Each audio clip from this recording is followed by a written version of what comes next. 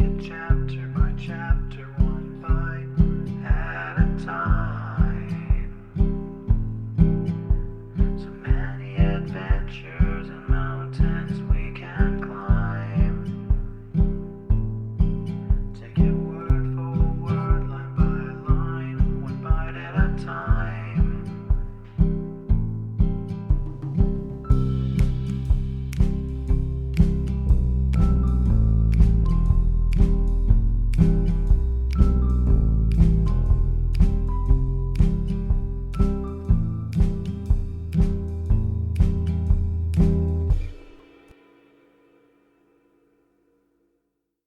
Welcome to Bite at a Time Books, where we read you your favorite classics one bite at a time.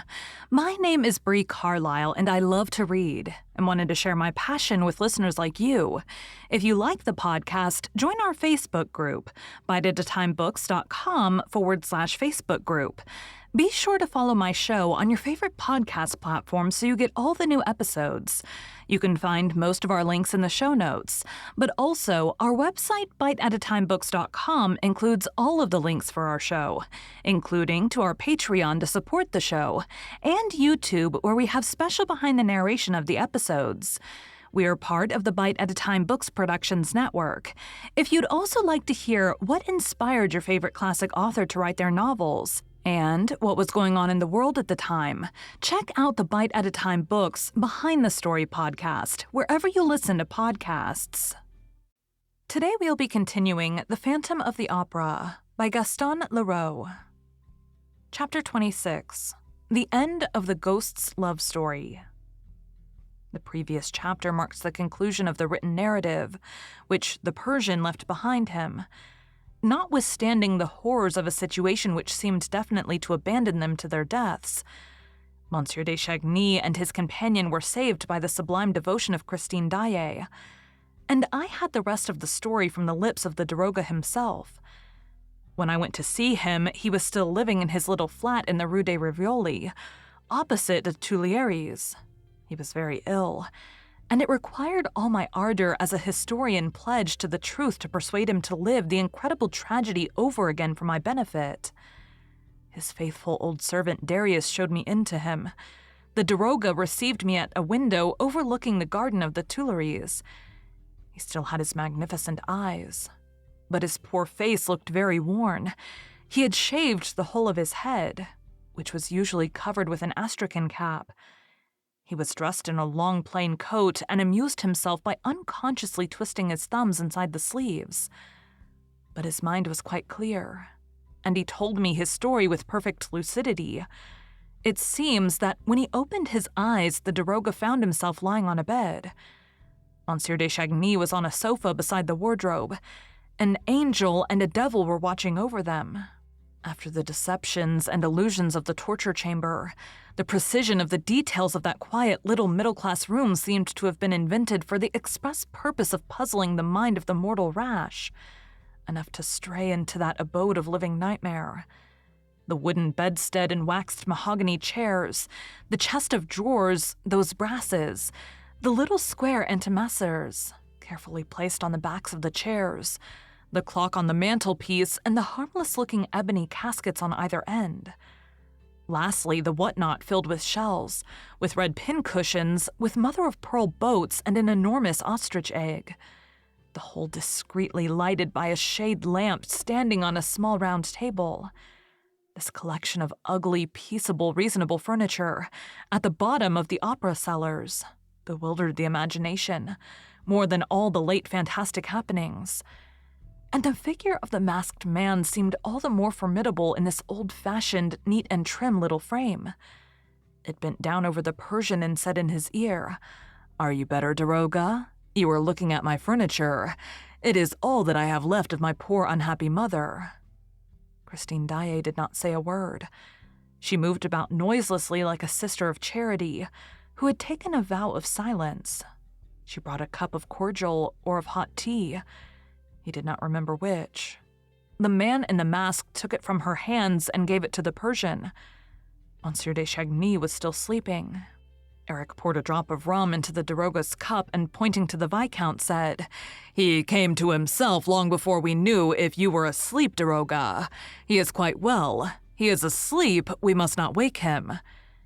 Eric left the room for a moment, and the Persian raised himself on his elbow, looked around him, and saw Christine Daae sitting by the fireside.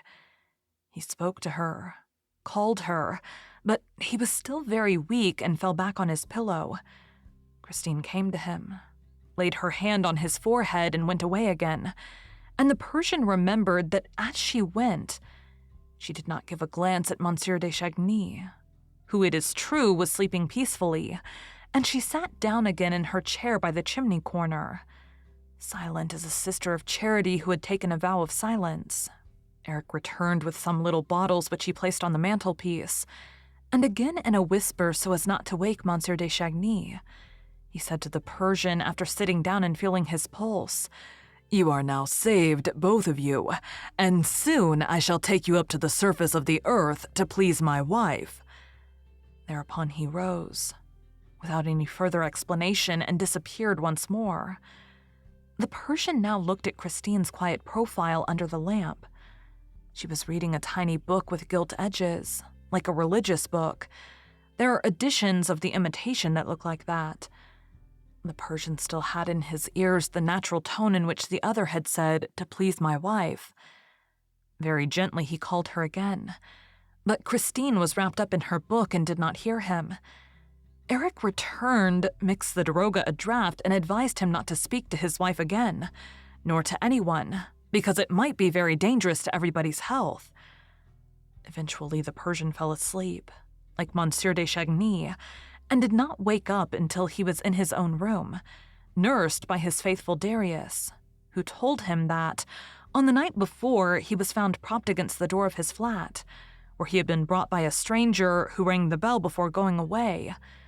As soon as the daroga recovered his strength and his wits, he sent to Count Philippe's house to inquire after the Viscount's health. The answer was that the young man had not been seen, and that Count Philippe was dead. His body was found on the bank of the Opera Lake, on the Rue Scribe side. The Persian remembered the Requiem Mass which he had heard from behind the wall of the torture chamber, and had no doubt concerning the crime and the criminal. Knowing Eric as he did, he easily reconstructed the tragedy. Thinking that his brother had run away with Christine Daae, Philippe had dashed in pursuit of him along the Brussels road, where he knew that everything was prepared for the elopement.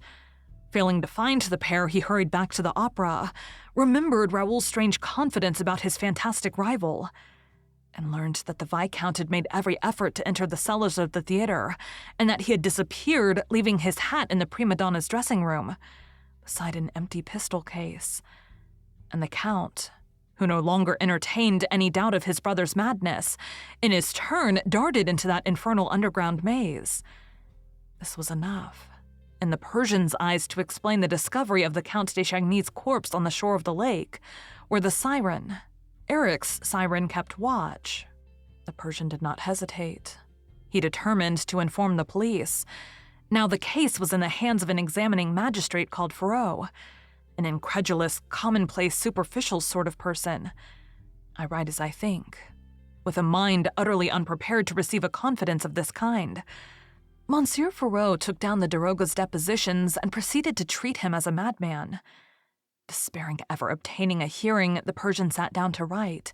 As the police did not want his evidence, perhaps the press would be glad of it. And he had just written the last line of the narrative I have quoted in the preceding chapters, when Darius announced the visit of a stranger who refused his name, who would not show his face, and declared simply that he did not intend to leave the place until he had spoken to the daroga. The Persian at once felt who his singular visitor was, and ordered him to be shown in. The daroga was right. It was the ghost. It was Eric. He looked extremely weak, and leaned against the wall as though he were afraid of falling. Taking off his hat, he revealed a forehead white as wax. The rest of the horrible face was hidden by the mask. The Persian rose to his feet as Eric entered. "Murderer of Count Philippe, what have you done with his brother and Christine Daae?" Eric staggered under this direct attack, kept silent for a moment, dragged himself to a chair, and heaved a deep sigh. Then, speaking in short phrases and gasping for breath between the words, "Daroga, don't talk to me about Count Philippe. He was dead by the time I left my house. He was dead when the siren sang. It was an accident. A very sad accident. He fell awkwardly, but simply and naturally, into the lake." "You lie!" shouted the Persian. Eric bowed his head and said, "I have not come here to talk about Count Philippe, but to tell you that I'm going to die. Where are Raoul de Chagny and Christine Daae? I'm going to die. Raoul de Chagny and Christine Daae. Of love. Daroga, I'm dying of love. That is how it is. Loved her so, and I love her still, Daroga, and I'm dying of love for her. I tell you, if you knew how beautiful she was when she let me kiss her, alive, it was the first time, Daroga, the first time I ever kissed a woman. Yes, alive. I kissed her alive, and she looked as beautiful as if she had been dead." The Persian shook Eric by the arm. "Will you tell me if she is alive or dead?" "Why do you shake me like that?" asked Eric, making an effort to speak more connectedly. "I tell you that I'm going to die. Yes, I kissed her alive. And now she is dead? I tell you I kissed her just like that on her forehead, and she did not draw back her forehead from my lips. Oh, she's a good girl. As to her being dead, I don't think so, but it has nothing to do with me. No, she's not dead, and no one shall touch a hair on her head. She's a good, honest girl, and she saved your life, Daroga, at a moment when I would not have given 2 pence for your Persian skin. As a matter of fact, nobody bothered about you. Why were you there with that little chap? You would have died as well as he. My word, how she entreated me for her little chap.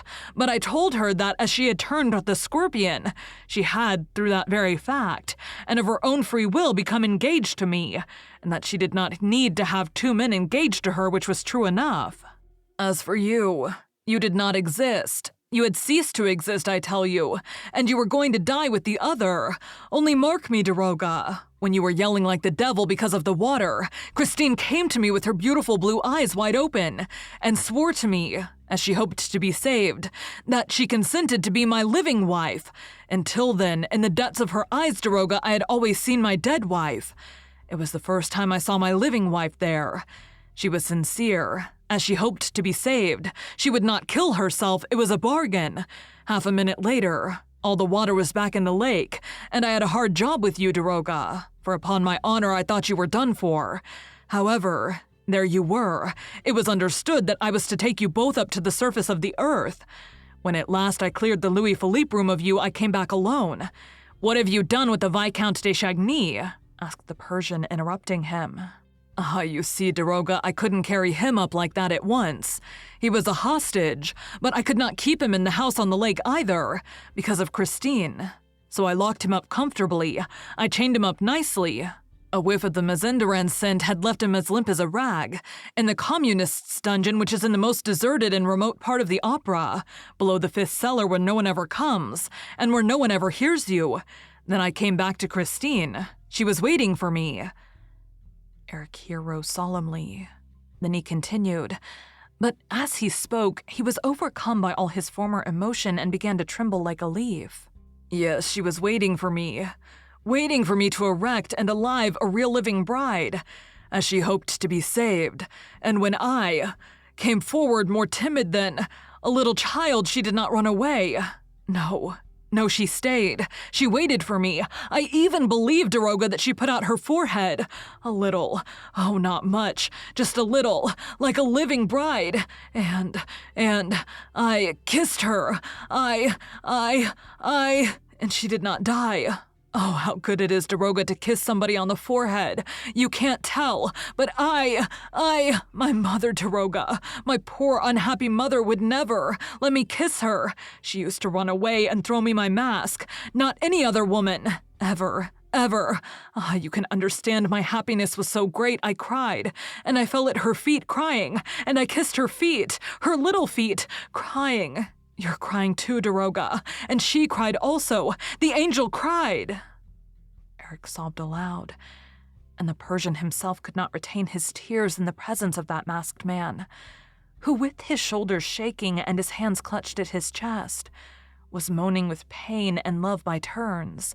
Yes, Daroga, I felt her tears flow on my forehead, on mine, on mine. They were soft, they were sweet, they trickled under my mask, they mingled with my tears in my eyes.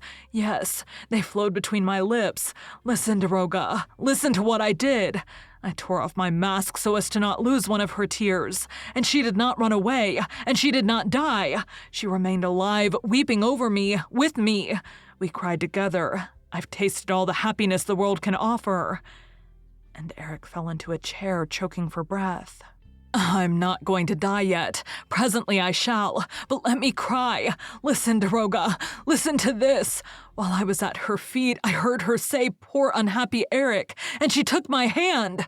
I had become no more, you know, than a poor dog ready to die for her. I mean it, Daroga. I held in my hand a ring, a plain gold ring which I had given her, which she had lost, and which I had found again. A wedding ring, you know. I slipped it into her little hand and said, there, take it for you, and him. It shall be my wedding present. A present from your poor, unhappy Eric. I know you loved the boy. Don't cry any more. She asked me in a very soft voice what I meant. Then I made her understand that where she was concerned, I was only a poor dog ready to die for her. But that she could marry the young man when she pleased, because she had cried with me and mingled her tears with mine. Eric's emotion was so great that he had to tell the Persian not to look at him, for he was choking and must take off his mask. The Daroga went to the window and opened it. His heart was full of pity, but he took care to keep his eyes fixed on the trees in the Tuileries gardens, lest he should see the monster's face. I went and released the young man, Eric continued, and told him to come with me to Christine. They kissed before me in the Louis Philippe room. Christine had my ring. I made Christine swear to come back one night when I was dead, crossing the lake from the Rue Scribe side, and bury me in the greatest secrecy with the gold ring which she was to wear until that moment. I told her where she would find my body and what to do with it. Then Christine kissed me for the first time, herself, here on the forehead. Don't look, Daroga. Here, on the forehead. On my forehead. Mine, don't look, Daroga. And they went off together. Christine had stopped crying. I alone cried. Daroga, Daroga, if Christine keeps her promise, she will come back soon. The Persian asked him no questions.